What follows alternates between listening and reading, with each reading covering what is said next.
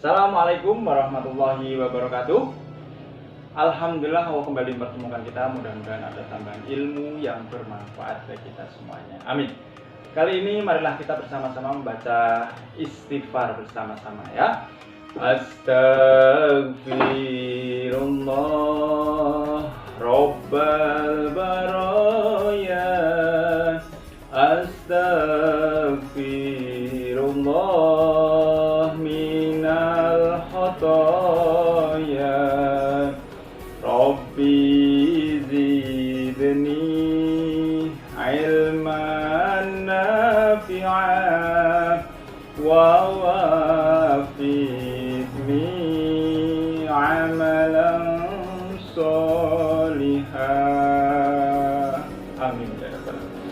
Ya, sehat semuanya anak sekalian? Alhamdulillah, mudah-mudahan kalian semuanya tetap selalu sehat walafiat, jaga iman, jaga imun ya, karena dua hal itu yang bisa menyelamatkan kita.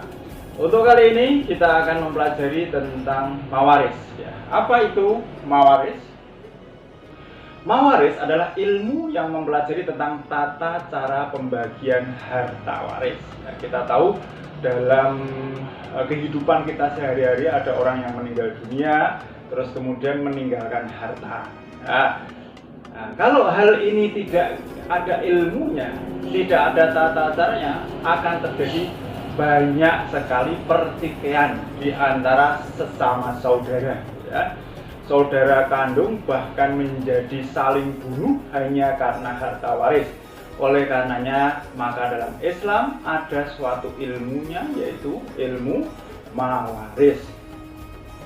Ilmu mawaris ini disebut juga dengan ilmu faraid. Ya, kenapa disebut ilmu faraid? Karena dalam mawaris ini ada bagian-bagian tertentu. Ada yang mendapat bagian setengah, ada yang mendapat seperempat, ada yang seperenam, dan seterusnya, itu menurut ketentuan dari Allah dalam Al-Quran. Nah, sekarang kita lihat apa sih tujuan daripada mawaris. Ya, seperti yang Pak Tony bilang tadi ya, ada yang pertama yaitu agar tidak terjadi perselisihan dan pertikaian antara ahli waris. Yang kedua, agar dapat terwujud keadilan yang berimbang dalam pembagian harta waris. Lalu yang ketiga, agar dapat memiliki harta secara halal. Ya, itulah tujuan daripada ilmu mawaris. Sekarang kita lihat rukun mawaris. Apa sih rukun? Ya, rukun itu adalah hal yang harus ada dalam suatu kegiatan. Nah, dalam hal mawaris ini harus ada tiga. Manakala tidak ada salah satunya, maka mawaris tidak akan terjadi. Ya. Yang pertama apa? Adanya orang yang mewariskan harta. Yang kedua, adanya harta yang diwariskan. Yang ketiga adalah adanya ahli waris yang menerima harta warisan.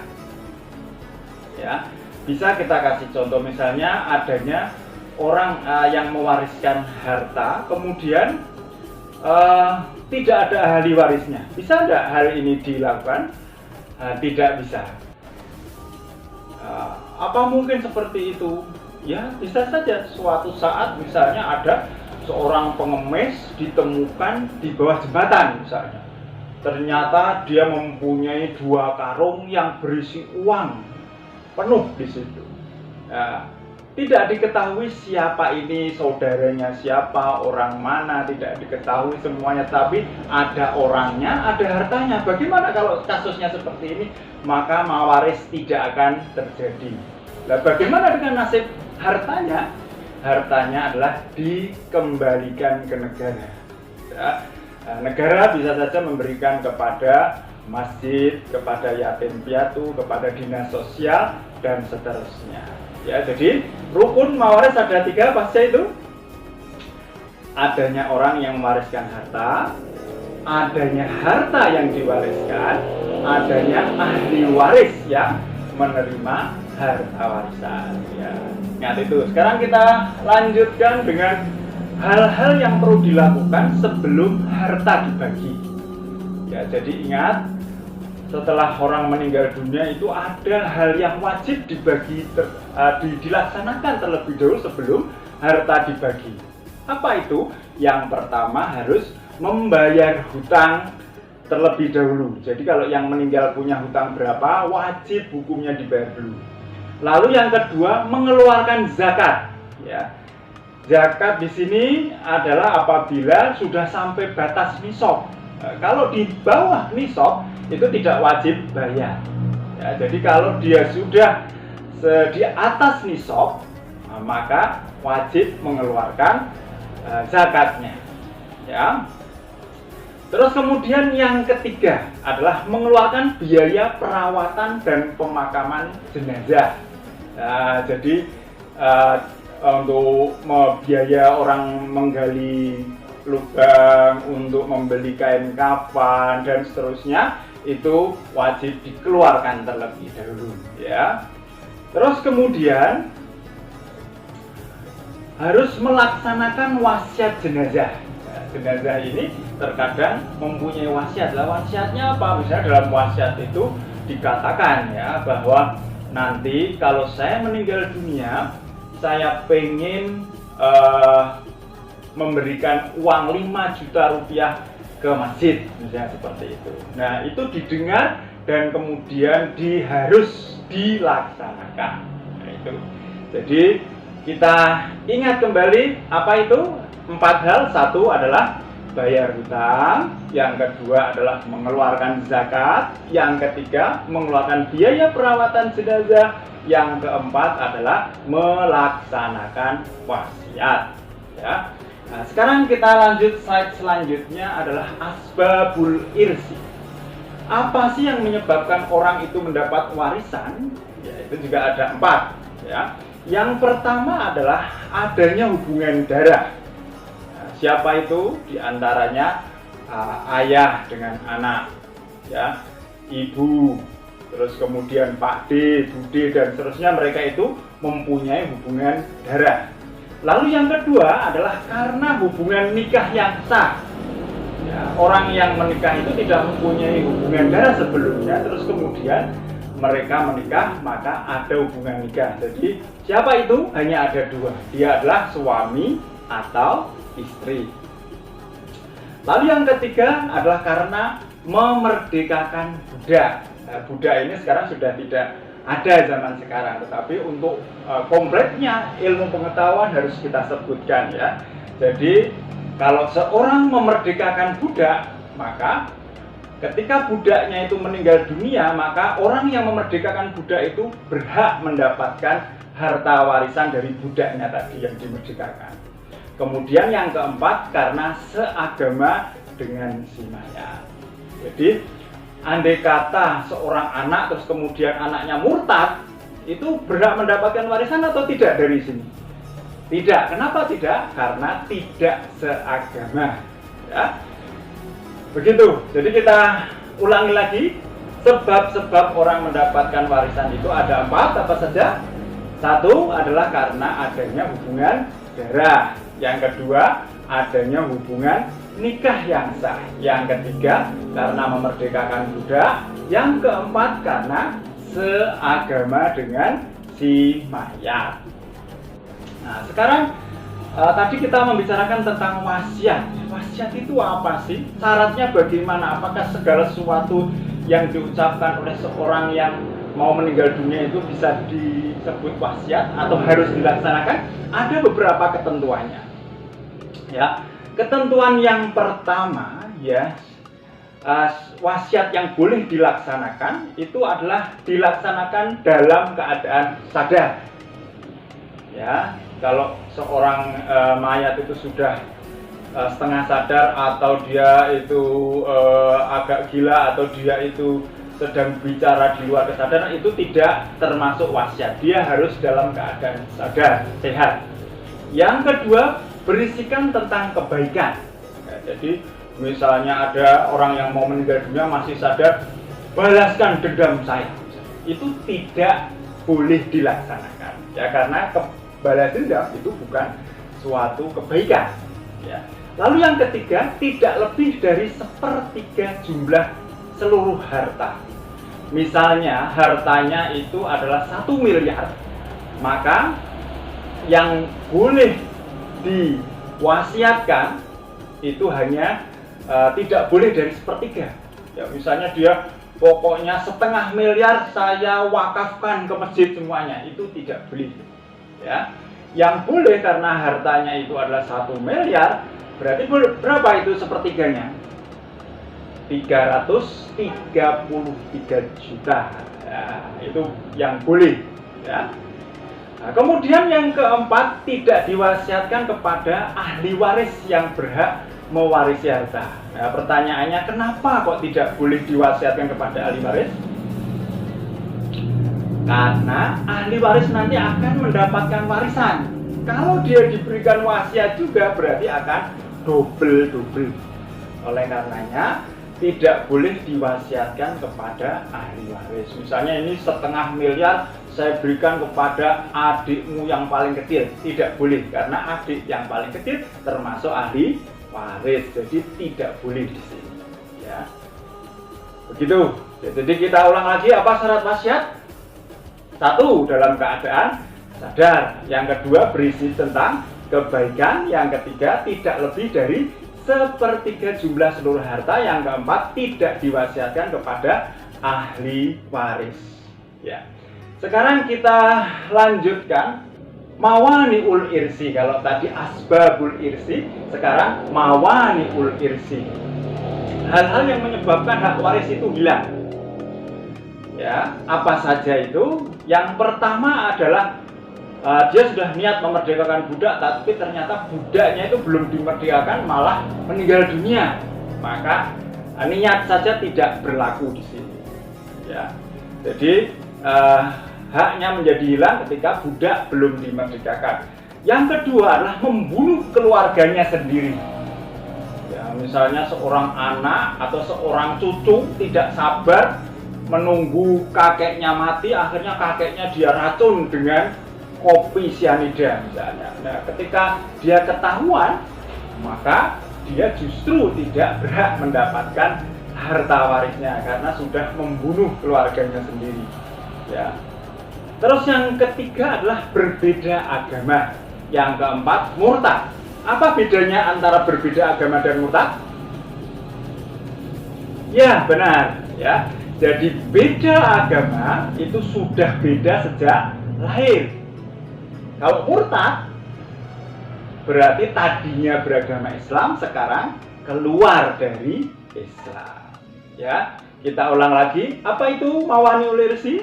Yang pertama adalah budak yang belum dimerdekakan. Yang kedua, membunuh keluarganya sendiri. Yang ketiga, berbeda agama. Yang keempat, murtad. Nah, sekarang kita lanjutkan. Siapa sih ahli waris itu? Ya, apakah semua orang yang mempunyai hubungan darah, semua orang yang mempunyai hubungan nikah, dan seterusnya mereka mendapat semuanya? Wah, ini kalau dapat semuanya pasti akan dapatnya sedikit sekali.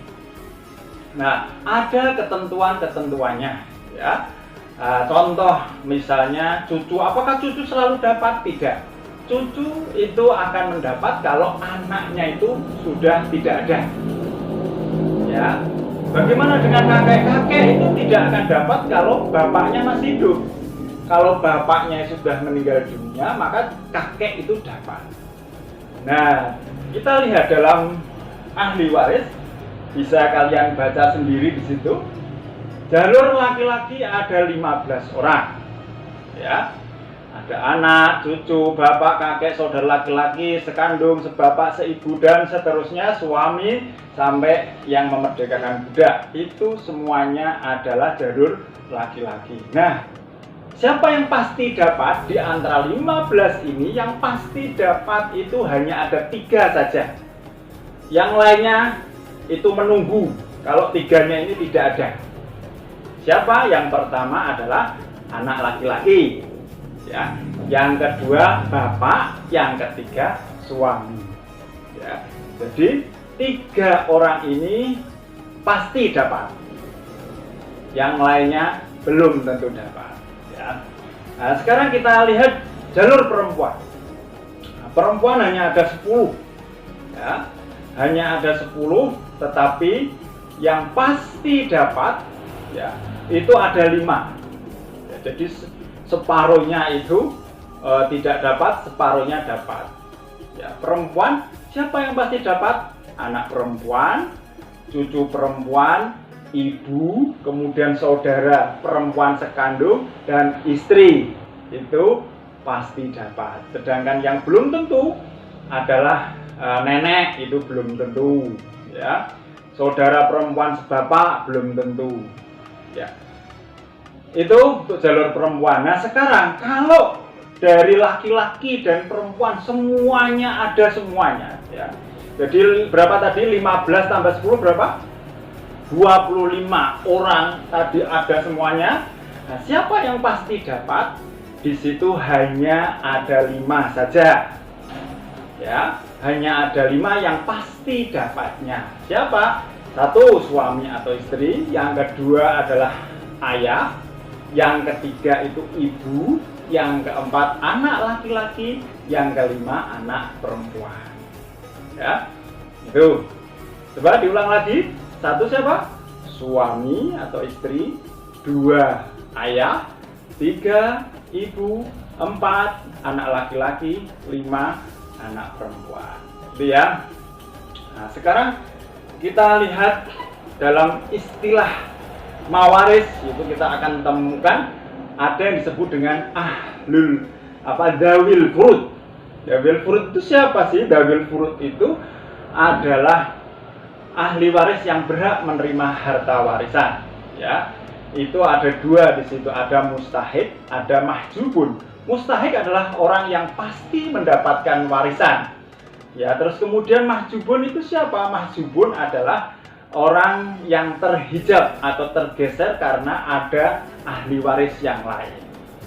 Nah, dawil arham adalah ahli waris yang mendapatkan bagian warisan karena adanya hubungan kerabat.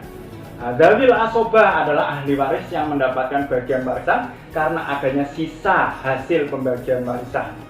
Besar kecilnya bagian asobah adalah sebagai berikut. Banyak sedikitnya ahli waris, banyak sedikitnya harta yang dibagikan.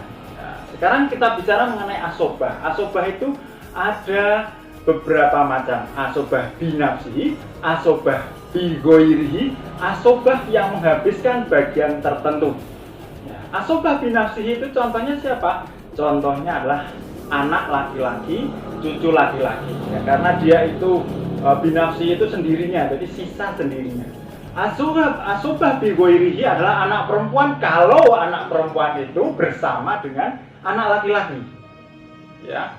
Terus kemudian asobah yang menghabiskan bagian tertentu contohnya adalah anak perempuan kandung 1 orang bersama cucu perempuan 1 atau lebih, ya, itu. Terus kemudian hijab dan mahjub. Hijab itu berarti tutup. Maksudnya ialah seorang yang menjadi penghalang atas ahli waris lainnya untuk menerima harta waris. Nah, hijab dibagi menjadi 2. Hijab hirman dan hijab nukson. Hijab hirman itu adalah tertutup secara mutlak, misalnya anak dan cucu sama-sama ahli waris, namun cucu tidak mendapat harta karena adanya anak laki-laki, itu hijab hirman. Kemudian hijab nukson, yaitu hijab yang hanya sekedar mengurangi jumlah yang diterima ahli waris. Contohnya misalnya seorang istri, ya, dia itu dikurangi dapatnya ketika ada seorang anak, berarti dia berkurang. Hijab nukson itu adalah hijab karena adanya sebab tertentu. Nah, sekarang kita lihat berapa sih bagian-bagiannya. Nah, siapa yang mendapatkan setengah atau nisfu? Itu 1 adalah anak perempuan tunggal. Yang kedua adalah cucu perempuan dari anak laki-laki. Lalu yang ketiga adalah saudara perempuan yang seibu atau sebapak saja. Yang keempat adalah suami jika istri yang meninggal tidak mempunyai anak. Itu yang mendapatkan berapa? Nisfu atau setengah. Nah, sekarang kita lihat yang mendapatkan 1/4. Itu siapa? Yaitu suami jika istri yang meninggal itu mempunyai anak. Kemudian yang kedua, istri jika suami tidak meninggalkan anak. Itu mendapatkan berapa? 1/4. Kemudian yang mendapatkan 2/3. atau sulusain dalam bahasa Arab, yaitu 2 anak perempuan atau lebih jika tidak ada anak laki-laki. Yang kedua adalah 2 cucu perempuan atau lebih dari anak laki-laki. Yang ketiga adalah saudara perempuan yang seibu sebapak jika berbilang. Yang keempat adalah saudara perempuan yang sebapak. Ya, ini coba Pak Tony tanya, 2/3 dan setengah itu banyak mana? Ya, kalau kalian menjawab setengah berarti harus belajar matematika lagi.